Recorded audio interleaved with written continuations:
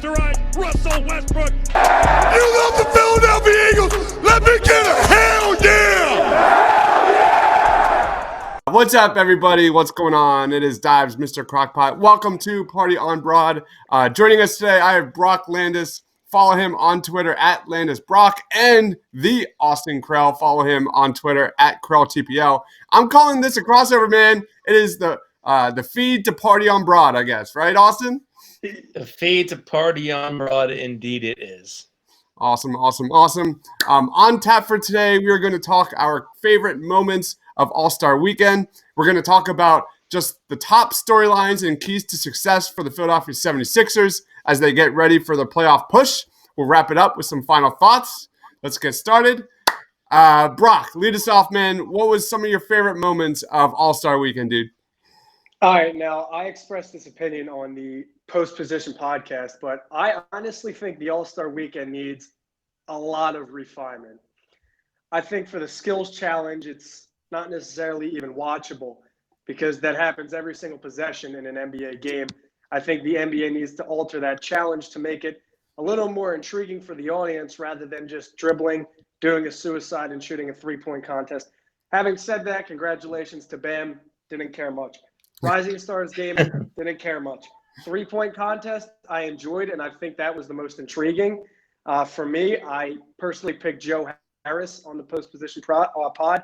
My reasoning was that he's a white guy with a beard, and I can resonate with that. But you kind of look like Joe Harris. Like, I'm not even going to lie. You actually look like Joe Harris a little bit. I get Mitch Trubisky a lot. A lot of people call me a Mitch Trubisky doppelganger.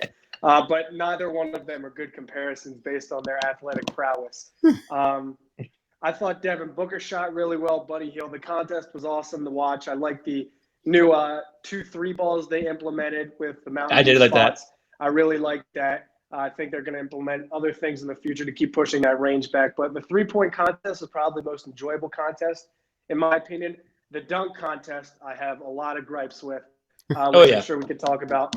The All-Star game, though, just as much as you guys can probably attest to, I thought the formatting was incredible. Yep. You have an infusion of the dribbling, the dunking, the alley-ooping, the kind of fast-paced, no-defense game through the first 2.5 quarters. And then from about midway through the third quarter extended, that's when real basketball was played. And you got to see a showcase of the best players on the planet, both playing like Harlem Globetrotters, but also playing like NBA players. And that fourth quarter was definitely a generational quarter. And that could set the precedent now on moving forward for all-star games. Yep. Oh, yeah. Go ahead, Austin. Yeah, I thought my favorite moment of the weekend, because, I usually, you go in there thinking that the actual game's going to be a joke. But my favorite part of the weekend came on Saturday night when Buddy Hield hits the last shot to win the contest. I really enjoyed that. I thought that was a really cool moment for him. He was a big Kobe guy, so I thought that was like a big, there's something that's very meaningful for him. And been a tough season for him in Sacramento, getting paid all those millions and relegated to the bench. So that was cool. And then, the skills competition's a joke. I mean, and I'm not just saying that because a Heat player, I hate the Heat fans. I don't I have respect for the Heat players. That doesn't good for Bam. He won it. I just think it's a poor representation of a skills contest. Cool, you nailed a bounce pass. Congratulations. Do you want your cookie now? You made a three. Can no one else make threes in the NBA besides these six guys? I think it's a stupid competition. And then the dunk contest again it was botched by the judges. Although I thought it was a really good show, I enjoyed that. The best part of the weekend was the last quarter and a half of the actual All-Star game. I mean, there were plays where I'm thinking damn, that's a foul. He didn't even call that. Wow. like Kemba got slapped across the face in the corner and no one even called it. And I'm sitting there, I'm like, this is a real NBA basketball game. They're making plays, they're playing defense, they're playing, and and the last 5 minutes you're hanging on the edge of your seat because you don't know which shot's going to be the last shot of the game. So it was really fun. I would encourage that implementation, that structure in future All-Star games. I will say this, and I'll probably get ratioed for this at some point. I just kind of think yes, it's tragic that Kobe passed away, but do we have to like go into like a 45-minute Ah, like a 45-minute show for Kobe every single time? Like I get it. It's a bad button to push, and believe me, I thought about this through and through. But like, you don't have to make it a 45-minute show honoring Kobe every time. Is that unreasonable of me to say? I don't think it is. no, I mean, You like, just start you, the you show at struck a chord. 7:30. Start it at 7:30. Don't start it at 8. But that was actually one of my highlights, man. The Jennifer Hudson no. Kobe Bryant was beautiful, but I don't know if it was the right amount of Jack Daniels or what, but it was waterworks on my end, man. I definitely felt it. He said the right Yeah. amount of Jack. Yeah, it was. Believe me, like I'm all for paying tribute to Kobe. All for it. I don't need like 18 different people to sing a song to honor Kobe. I don't need it. Dude, Common was awesome, man. Common killed it, man. Make it a 5 to 6 minute thing all the way around. Everyone gets to like we don't need a 45-minute concert to honor Kobe every time. I don't think he'd want it that way. He like 5 to 6 minutes, keep it contrite, get the point across. The point is made in the first 5 minutes. I don't need to get to minute 30 before I'm like, oh, Kobe was important. Like Krill, like you we are get an it. agent Go of ahead, Brock. chaos, man. He is an agent of chaos right here, Austin Krill. He knew he was getting ratioed before he even let that statement out, and it's only going to get worse. The viewers are going to hate that, but I'm not going to speak on that. I'll piggyback what Chris was alluding to with Common. Have a take. Now listen, I've never listened to Common in my life. I frankly don't even know who Common is. I'm not lying. And I asked my group chat yesterday, all like-minded 20-year-old kids, yo, is Common like a good rapper? Like, is he prominent in the day? And my friends were all like, I guess you could say that, but none of us ever listened to Common. Wow, so man. You don't know universal mind control? What's that? You don't know universal mind control? Like the concept of it, or is that a song? Oh my god. See, I'm clueless about Common. Oh my god. I have no Yes. clue. And That might get ratioed more than I get ratioed. This dude was really feeling himself with that slam poetry introduction So good. nonsense. It was cool that each individual player got an introduction. Yeah, there were words that rhymed that I didn't know rhymed apparently. Yeah, he was really feeling himself with that. All right, so Yeah, I'm 30. So I'm 34. So I grew up on Common, Nas. Like those are my guys, man. They are just genius rappers, hip hop artists. I love Common, man. I love the player introductions. I love the Jennifer Hudson, but I agree with Austin, man. Just start it earlier, man. Like let's get the show started, somewhat on time. I'm not saying started early. Go ahead. Finish your statement, and then I'll clarify. Yeah, I'm going to give you my favorite moment. I got to go with the Aaron Gordon catching the ball off the side of the backboard. 360 dunk, man. That was hands down a top 3 slam dunk contest for me. That was just fucking awesome. And then how about the Joel Embiid Dream Shake on LeBron James, man? That was so epic. I like the Ben Simmons butt slap on Joel Embiid a little more than the Dream Shake. And then Joel turns around. He's like, "The fuck was that?" Joel turns around and he's like, "Who that?" And he saw it was Ben Simmons, and he said, "Oh, it was this knucklehead." But, all right, go ahead, Kyle. Give us our last take before we'll start, talking about the Sixers. I'm not saying that you shouldn't honor Kobe. You should absolutely honor Kobe. He's done so much for the game, for the players, for he's inspired people for years and years and years. We don't need a 30-minute production every time. I feel like that's like a perfectly fine thing to say. Honor him, have a moment of silence, do like a little tribute video or whatever, say a couple words. 35, 40 minutes for every event. Like, come on. Well, I don't know if I'm in the minority here, and I do think the weekend was really centered around Kobe Bryant with the numbers on the uniforms and his daughter as well, and Which is fine. the shot Great. clock on the floor, Which is everything great. of that sort. But I think, honestly, the one takeaway from this entire weekend was that TikTok and Renegade are the biggest things on the planet. Like, honestly, they overshadowed this whole weekend between pulling girls out on the floor that were TikTokers and doing the TikTok dances and the Renegade song all over my timeline getting recycled. I had to mute it. I couldn't watch it anymore. And I feel like as a 20-year-old, This is the first time I've ever felt washed in my life. Like, there's a clear generation gap right here. No, this is between the me second and- time you and felt the washed. The first time was when you said you didn't know who Common was. Well, yeah, the second time this show, yeah. Well, that wouldn't necessarily be washed. That would just be what would the word for that be? I don't know. Idiotic? No, it wouldn't be idiotic. Unenlightened. Unenlightened. All right. So to wrap it up, Brock hates TikTok. Austin hates Kobe Bryant. Whoa, Let's move on. whoa! No! That ain't it. That ain't the take. No! Don't get me with that. I'm just messing. All right. Let's talk some Sixers basketball, baby. I'm gonna lose like 85 followers because of that. We're just messing around, man. All right. Let's talk Sixers basketball. We're gonna talk the top keys of the rest of the season. Only like 2 months to go. What are we watching? I'll lead us off. It's Al Horford. I'm going to lead us off without Mr. Al Horford, man. What is his role on the Sixers? How will Brett Brown stagger Al Horford's minutes the rest of the season? There are so many question marks with Al Horford. A lot this offseason. We're not going to get into that. I don't know how Elton Brand justifies paying $27 million for a guy that's going to come off the bench and doesn't gel with Ben Simmons and Joel Embiid. But man, let's talk about Al Horford because we finally saw him come off the bench right before the All-Star break. The Sixers look good. I thought the spacing, the shooting, everything just flowed much, much better with Horford off the bench. That's what I'm watching. What about you, Austin?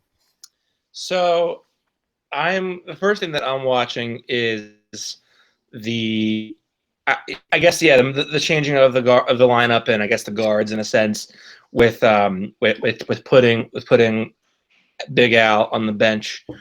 The first thing that I noticed with him off the floor and from the starting lineup was the amount of spacing you had that you just didn't have with him there. Allowed them to play 5 out.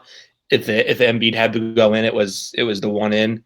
But I like that, and I also thought one of the big takeaways was the fourth quarter offense has a way to ebb and flow with both Joe and Ben on the floor, and it involves going through Josh Richardson and having him be the pick and roll guy, putting Ben in that dunk, either in the dunker spot or as the roller. And maybe you have Joel out in the perimeter, or maybe you have like a horn set with Joel and Ben both as the high guys, and then one of them sets a screen, another one dives. So those were my two takeaways.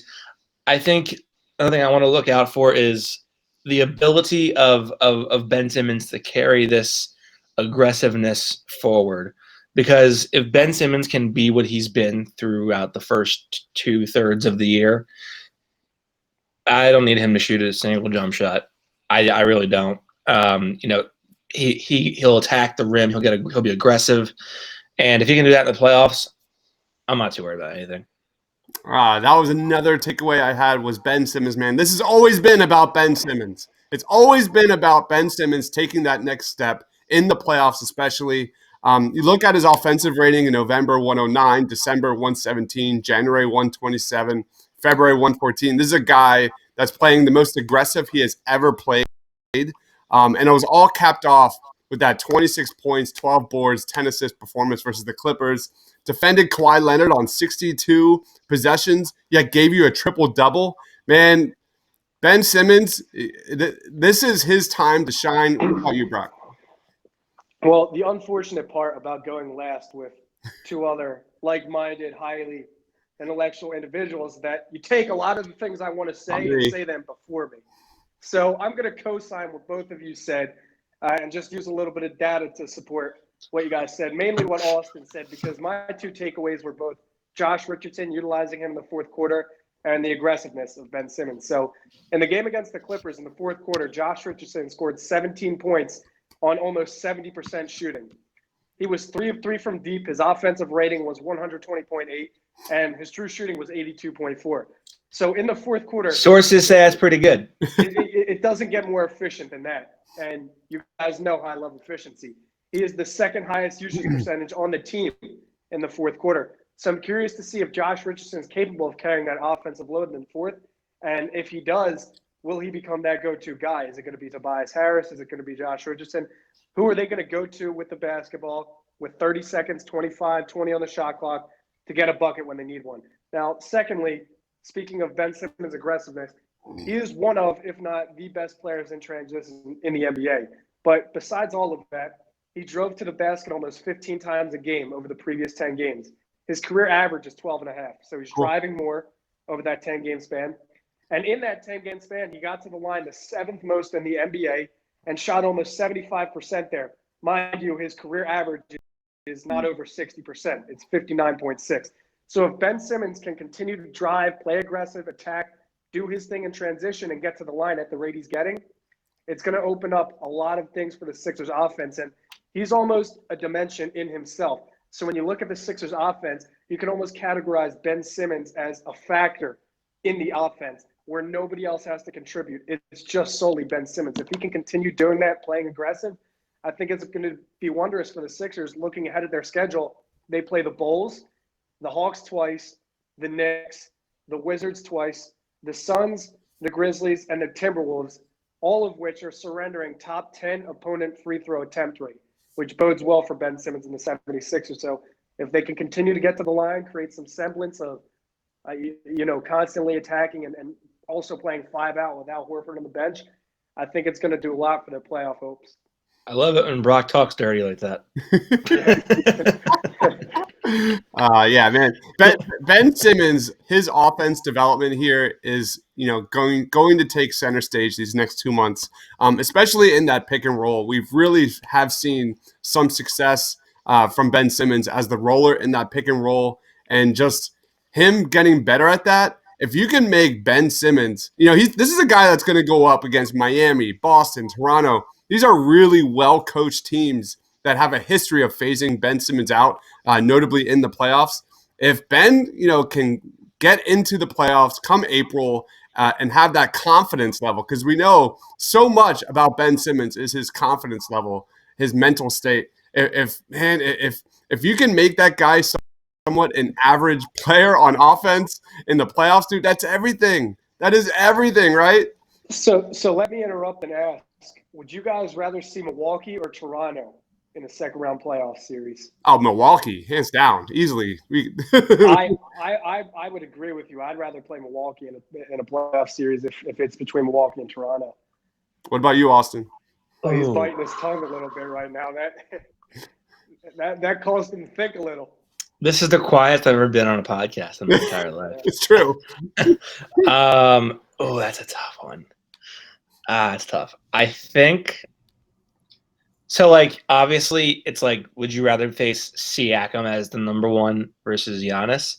But at the same time, it's like, would you rather face the Milwaukee bench or the Toronto bench? Because Toronto is much deeper. But it comes down to pick and roll for me, man. Toronto is just a much better pick and roll team than Milwaukee. I think the idea of Brook Lopez in a pick and pop probably scares me a little worse than Marc Gasol would at this stage in their careers, because like Marc Gasol has been very short with his shots this year, and I felt like Brook Lopez, although he's been off this year, he's proven to be a better shooter than what he's shown. And if you get him hot in a playoff series, it could be definitely troublesome. So I think I'd rather go with Toronto again in the second round, and maybe you figure them out. I also think one of the sort of the things that we haven't discussed that we'll sort of begin to discuss as they continue to make their impacts on the team is with Horford on the bench, who starts? Is it going to be Glenn Robinson III, Matisse, Furkan? I like Furkan and Matisse off the bench because I think they add that little spark. But I think Glenn Robb as a starter can really be a big factor for this team. I think having that shot creator and Alec Burks off the bench can really add some depth. So I wonder how much you can sort of neutralize or level the playing field with Toronto's depth. I would go with Toronto second round. Okay. Going back to your point, like who's the fifth starter in that lineup? I think it should go between Matisse and Glenn Robinson. I think it's all going to depend on matchups, who's shooting better at the time. Right now, I think it's going to be Glenn Robinson. I think I personally, my vibe is that we're going to see more and more Glenn Robinson as the season progresses. What about you, Brock? I'd like to go with Glenn Robinson as well. I really like his commitment to off-ball movement, and if Philadelphia's offense grows stagnant, I think it's a breath of fresh air to have a guy like Glenn Robinson who's going to set off-ball screens, a cut back door, and like I said, Ben Simmons is one of, if not the best players in transition. If you can marry that with Glenn Robinson, who scores a lot of his points in transition, and he's a high flyer, very athletic, I think that can only benefit their offense. Having said that, though, I think it's going to vary based upon matchup. When you think about who can contribute more offensively, it's definitely Glenn Robinson. But if there's a matchup that warrants more defense, it's definitely Matisse Thybulle without hesitation. I think Furkan Korkmaz is probably most deserving of that spot just because of his offensive capabilities to stretch the floor and shoot that three ball. But back-to-back 30-point games off the bench, then the one game he starts defended by Paul George, he didn't score a point.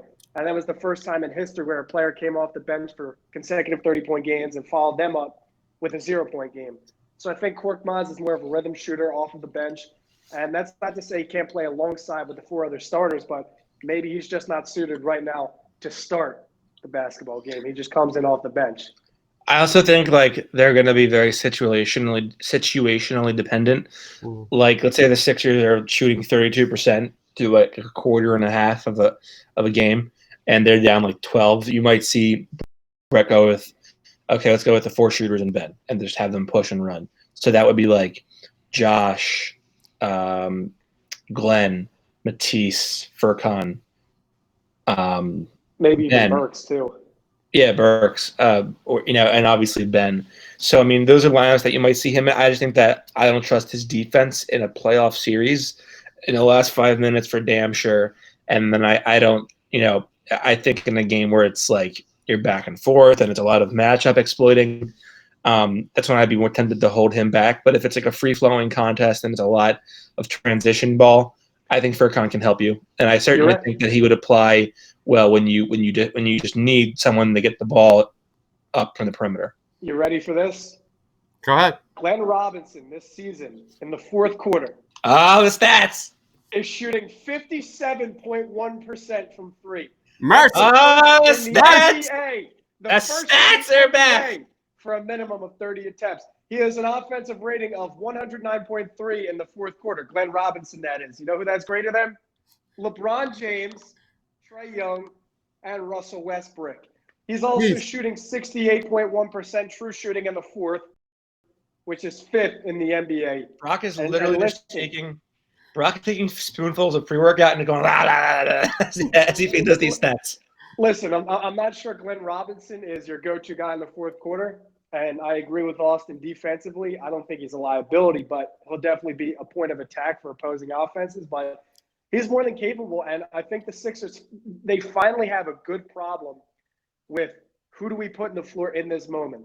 Yeah. Is it Alec Burks? Is it Glenn Robinson? Is it Furkan Korkmaz? And I think that's going to create a competitive nature, which is good for the Sixers. The only problem now is that going to be too much for Brett Brown? Is that too much thinking for Brett Brown? Is he going to try to outsmart coaches? Is he going to try to outsmart himself? Brett Brown, you never know with that guy. That's why Brett Brown has one thought in the middle of the game, and that's enough to outsmart himself. Yeah, I fully agree with Brock. Like when it comes to this Sixers lineup, it's not about the first 5 minutes. It's about who's on the court the last 5 minutes. And I agree completely with Austin here. It's going to be completely situational, every other night. So yeah, man, I love those Glenn Robinson stats, man. Those are some easy numbers there. Yeah, it's like Lou Williams with the Clippers. The guy doesn't start, but he plays 35 minutes a game, and he closes every single game. So, yeah, he may be the sixth man, but he plays more than the starters do. So it's just a label at the end of the day. It's not about who starts the game. It's about who closes them. Good point, Chris. Right. Four words to get every after date escalation going. Fourth quarter, Glenn Robinson. Oh yeah. I'm tired today, man. Something else to watch for, as the Sixers begin their playoff push. You got to talk a little bit about the Sixers' road woes. Will they continue? You look at the Sixers' schedule. They have the second easiest remaining schedule in the NBA. They have 27 games remaining. 13 of those are on the road. They have big matchups. 2 versus the Bucks. They got the Raptors once. That's at home. They got a West Coast trip with Lakers and Clippers. And then 3 of the last 4 games for the Sixers are on the road. So you look at the Sixers offense, it goes from 112 at home to 105, their offensive rating I'm talking about, on the road. You look at their three-point shooting, 38% from 3 at home to 33% on the road. The rebounds, the assist numbers, all of those go down across the board. Can the Sixers balance out that offensive production on the road, man? Can they bring some of that defense on the road? Like, that is a major key, because at some point, the Sixers are going to have to get some wins on the road, right, Austin? No, we play games at home only. So, I mean, I do agree. I think that at some point you're going to have to win road games. I also think that time and time again, this team has showed you that, like, as much as we say, like, oh, they're not a switch flipping team. They don't do that. They can't do that. Okay, but then they go ahead and they beat the Lakers and the Clippers and the Bucks and the Heat and the Celtics 3 times. I mean, they've shown you that they can flip a switch and that they are that kind of team. I mean, you can deny it as much as you want. The evidence is there. We doubt them, and then they go in the head, and they completely control a game in entirety against the Clippers, the best team in the NBA, some might argue. So I think that they can be that switch flipping team, and I think the record on the road will improve. I think they'll probably finish like, I don't know, 18-23 on the road. I mean, I pegged them to be like 39 or like 38-3 at home this year, and then 18-23 on the road, and finish. I forget where I had them finishing, but something along those lines. So I mean, it's a very stark contrast, but I do think that they're the kind of team that like just thinks we can beat the shit out of everybody at home. The key is that you're going to have to actually win games to get the home court advantage, where you play 4 at home and only 3 on the road. Any response to that, Brock? This little break from basketball it's messing me up in the head. All right, I'm being disillusioned right now. I'm seeing fool's gold. The finals are back on, and there's no opponent in my eyes. So on the Feed to Embiid episode 1, where I made my debut, I foresaw the 76ers going 6-7 in their final 13 road games. But now, after seeing Ben Simmons smack Joel Embiid's butt and the 2 posting pictures on Instagram with each other, commenting in the section, calling themselves best friends, I think they'll end up with a positive record on the road. Is there anything to suggest that?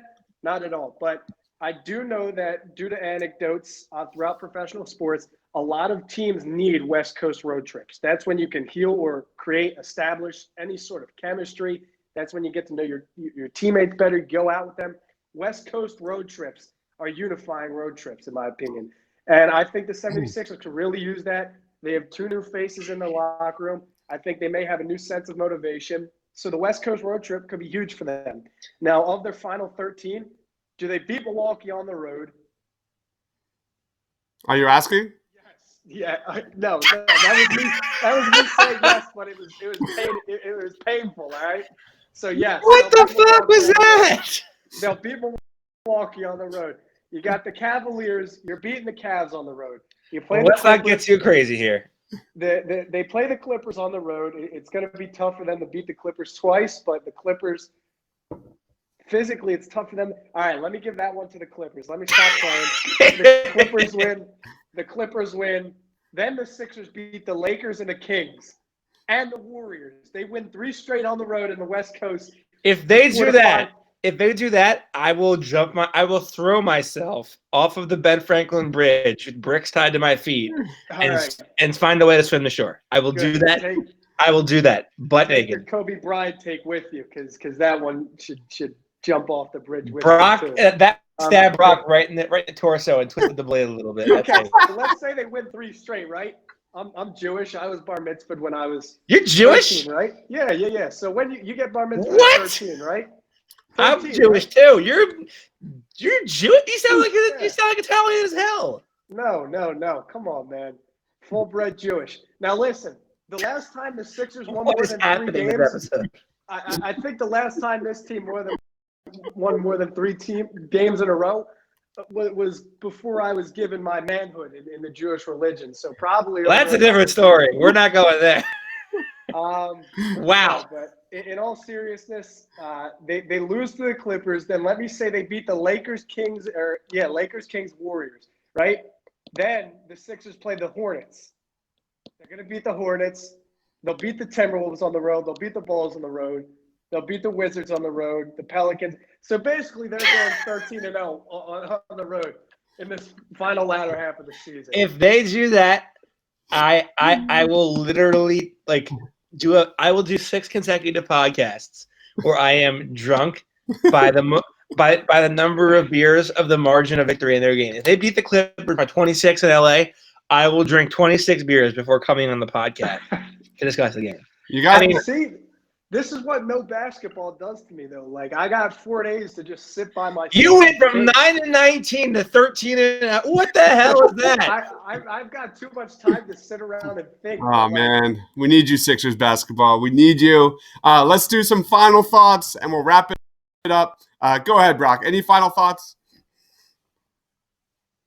No, I got none. I just hope Austin can accompany me.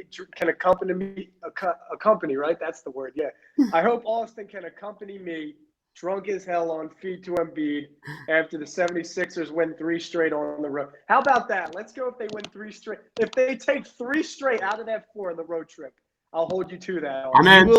We'll do a video pod of the feed to Embiid. I will literally do shots and drink beers throughout the episode. It'll be an hour-long episode of me just firing off Sixers takes while drunk, and we'll see how far we can get. I am that confident that will not happen. All right, Chris, we got an eyewitness here. Chris is the eyewitness. I heard you. I got it. Any final thoughts, Austin, before we wrap it up, man? I would like to apologize to all the people that are going to be inevitably pissed off by this podcast, whether it be my Kobe Bryant that the tributes are getting a little bit too long, or it be that the Italians I insulted by saying that Brock I thought was Italian, even though he's Jewish. So I apologize to the cultures I have offended and to the people I've offended. That's why this is a take pod. My final thought is I am so embarrassed that Austin hates Kobe Bryant. Make sure you What are you talking about? Brock. Check out Austin on Twitter. Hold on.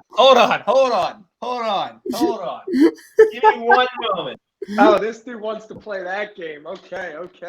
Oh gosh, I'm a little worried. Should I be a little worried? Do you see this right here? Do you see this right here? A framed picture of Kobe Bryant in my room. It don't matter. That's awesome. Man. That's awesome. I don't look, I'm not Chris Broussard. I'm not jealous of Kobe, okay? I don't put pictures of my enemies up in my room. If I did, I'd have well, you have a lot of pictures. We don't want to start a Twitter war, but I would not have a picture of Kobe up in my room if I were an anti-Kobe guy. I just think that I wouldn't want my funeral to be 2 hours of tributes from everybody I knew. That would be horrible. It would be the worst ever. All right. Make sure you follow Brock on Twitter at LandisBrock, Krell, the Austin Krell on Twitter at KrellTPL, and check out the Feed to Embiid podcast. I'm sure you guys are going to be pumping them out pretty soon. I'm Deibs, Mr. Crockpot on Twitter, for Brock, for Austin, for myself. Thanks for watching, guys. Go Sixers, baby. Stay awesome.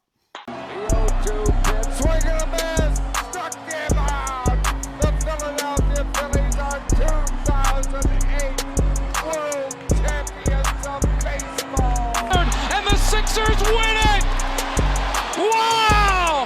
Oh man, Embiid just posterized Russell Westbrook. You love the Philadelphia Eagles? Let me get a hell yeah!